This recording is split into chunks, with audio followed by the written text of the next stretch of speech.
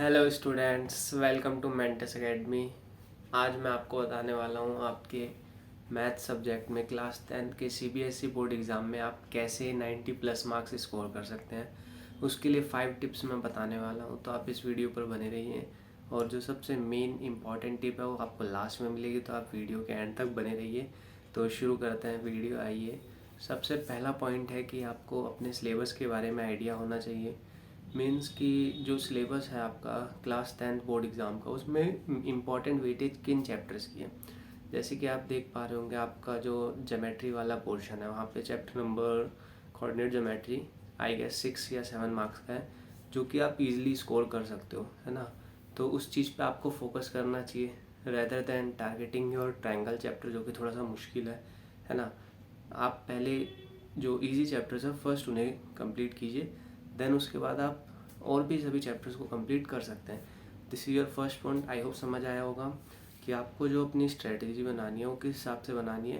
पहले आपको easy chapter सभी कंप्लीट कर देना है जिनका वेटेज सबसे ज़्यादा है आपके, और जिन इजी चैप्टर्स हैं आपके बोर्ड एग्ज़ाम के लिए। कहाँ से कंप्लीट करना है वो भी मैं बताऊँगा, पूरा आपको बताया जाएगा कि कैसे एक चैप्टर आप कंप्लीट मानेंगे हुआ है या नहीं हुआ है। तो फर्स्ट थिंग क्लियर है आपको कैसे प्रिपेयर करना है, कौन से चैप्टर करना है। पहले पहले सबसे इजी चैप्टर कर लीजिए, ठीक है ना। सभी सबसे पहले सबसे इजी चैप्टर्स कर लीजिए। सेकंड पॉइंट आपको क्या है, सेकंड पॉइंट में आपको सॉल्व करना है एनसीईआरटी बुक। सेकंड सबसे इम्पॉर्टेंट पॉइंट क्या है, बच्चे एनसीईआरटी छोड़ देते हैं, एनसीईआरटी नहीं करते और दूसरी बुक्स पर ध्यान देते हैं, बट एनसीईआरटी किंग है। NCERT is a king. आपके बोर्ड एग्ज़ाम में बहुत सारे question as it is NCERT से देखने को मिलेंगे। बाद में आप रिग्रेट करेंगे, काश एनसीईआरटी कर लिया होता, आज मेरे अच्छे मार्क्स होते। इससे बढ़िया आप रिग्रेट ना करें, अभी से ही एनसीईआरटी को प्रॉपरली टाइम दीजिए और उसे कंप्लीट कीजिए।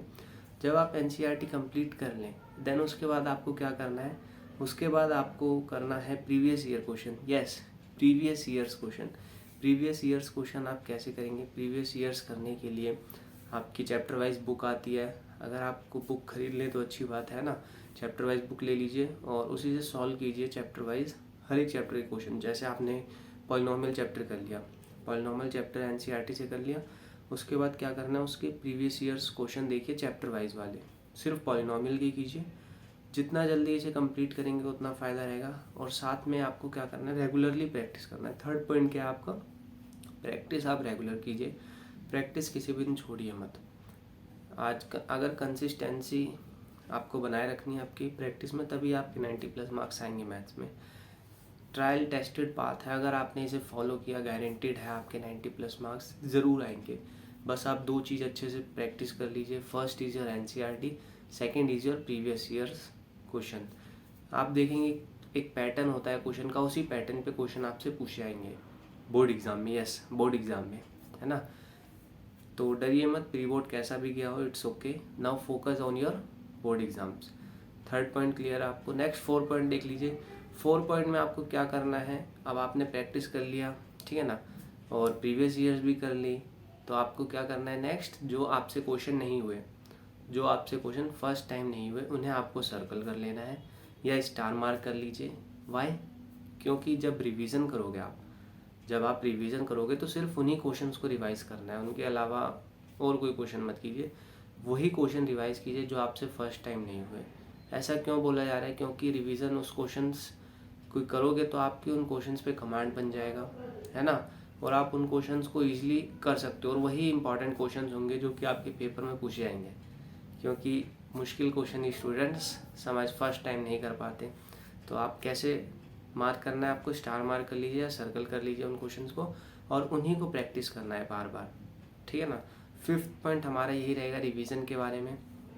जितने ज़्यादा बार आप रिवाइज करेंगे उतना ज़्यादा आपके लिए बेनिफिशियल रहेगा। एट द एंड आपने पढ़ाई सब कुछ कर ली, लेकिन आप रिवाइज नहीं करेंगे तो कोई फ़ायदा नहीं उस चीज़ का। तो आपको रिवाइज भी करना है अच्छे तरीके से। रिवीजन किसका करना है, जो क्वेश्चन आपने पहले मार्क किए थे उन्हीं क्वेश्चंस को रिवाइज करना है, समझ रहे होंगे आप। और फिर उसके अलावा अगर टाइम बच जाए तो आप सैम्पल पेपर, 2-3 सैम्पल पेपर कर लीजिए, मोर देन सफिशिएंट, है ना। जितना ज़्यादा करेंगे उतना ही अच्छा रहेगा, लेकिन अभी मुझे लग नहीं रहा आपके पास टाइम बचेगा, इन्हीं में आपका टाइम चला जाएगा। तो फर्स्ट थिंग आप क्या करेंगे, NCERT. Second previous years, third important questions को मार्क कर लीजिए, फोर्थ रेगुलरली प्रैक्टिस करते रहिए, फिफ्थ इन्हीं पॉइंट्स को रिवाइज़ कीजिए। मतलब इन्हीं क्वेश्चंस को आपको रिवाइज करना है, इसके अलावा कोई चीज़ मत कीजिए। मेरी गारंटी है आपके जहाँ पे आप खड़े हैं वहाँ से आप ज़रूर अच्छा स्कोर करेंगे अगर आपने इन 2 चीज़ों को फॉलो कर लिया, मेरे बताए गए 5 पॉइंट्स को। 2 चीज़ों मतलब वो जो 2 बुक्स मैंने बोली आपको, NCERT plus previous years, that is more than sufficient. आप इन 2 चीज़ों को अच्छे से रिगरसली प्रैक्टिस कीजिए। अब प्रैक्टिस एक बार करके नहीं होगी, एटलीस्ट आप 4 से 5 बार कर लीजिए, है ना, तो आपका कमांड बनेगा उस चैप्टर या उस सिलेबस पे, समझ रहे हैं। आप सोचेंगे एक बार कर लिए क्वेश्चंस हो गया हमारा, ऐसे नहीं होता।